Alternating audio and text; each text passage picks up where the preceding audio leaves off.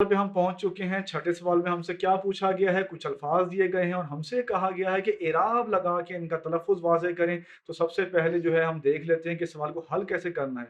तो हल आप कैसे करेंगे, अपनी नोटबुक पे बड़े-बड़े हुरूफ में इन लफ्ज़ों को लिखते जाएँगे मुनासिब फ़ासले के साथ। बड़े-बड़े हुरूफ में लिखेंगे ताकि ज़ेर ज़बर पेश जो लगाएँ वो खल्त-मल्त ना हो जाए, आपस में गड़बड़ ना हो जाए। क्लियर जो है वो समझ आए, आपको भी समझ आ सके, आपके साथियों को भी समझ आ सके। टीचर को अगर आप काम चेक कराएँ तो उन्हें भी समझ आ सके कि आपने इराब जो है दुरुस्त लगाए हैं। तो बड़े-बड़े हुरूफ में मुनासिब फ़ासले के साथ तमाम अल्फ़ाज़ लिख लें। आइए बढ़ते हैं पहले लफ्ज़ की तरफ और उसके इराब लगाते हैं।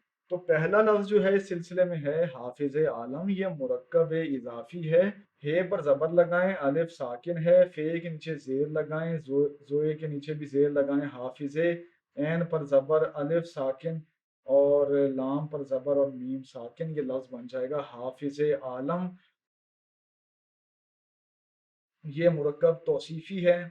पाकीज़ा वजूद इसका मतलब है वाव पर आप लगाएं पेश, जीम पर लगाएं पेश, वाव साकिन, दाल के नीचे लगाएं ज़ेर, वजूदे, अलिफ पर ज़बर, काफ साकिन, दाल पर ज़बर, सीन साकिन। तो ये लफ्ज़ बन जाएगा वजूद अक़दस।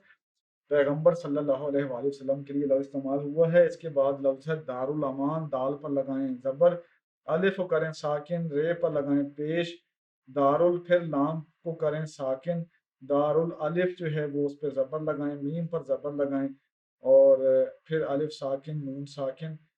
तो ये लफ्ज़ बन जाएगा दारुल अमान। इससे अगला लफ्ज़ है कबाइल। तो कबाइल में काफ जो है उस पर ज़बर लगाएं, बे पर ज़बर लगाएं, अलिफ साकिन करें, हमज़ा के नीचे लगाएं ज़ेर और लाम को करें साकिन, कबाइल। इससे अगला लफ्ज़ है मुहासरा।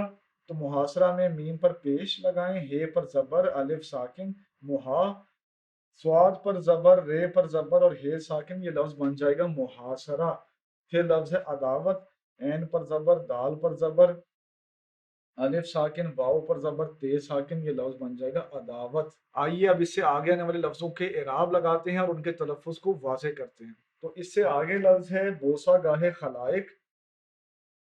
ये मुरक्कब इज़ाफ़ी है। बे पर ज़बर लगाएं, वाव पे को करें साकिन, सीन पर ज़बर, हे साकिन, बोसा, गाफ पर ज़बर, अलिफ साकिन, हे के नीचे लगाएं ज़ेर, बोसा गाहे, खे पर ज़बर, लाम पर ज़बर, अलिफ साकिन, खला, हमजा के नीचे लगाएं ज़ेर और काफ को करें साकिन। तो ये लफ्ज़ बन जाएगा बोसा गाहे खलाइक। इसके बाद लफ्ज़ है कत्ल गाह।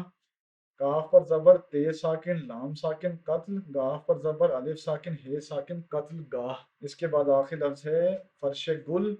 ये भी मुरक्कब इज़ाफ़ी है। फूलों का फर्श, फे पर ज़बर, रे साकिन, शीन के नीचे ज़ेर, फर्शे, गाफ पर पेश, लाम साकिन, फर्श गुल।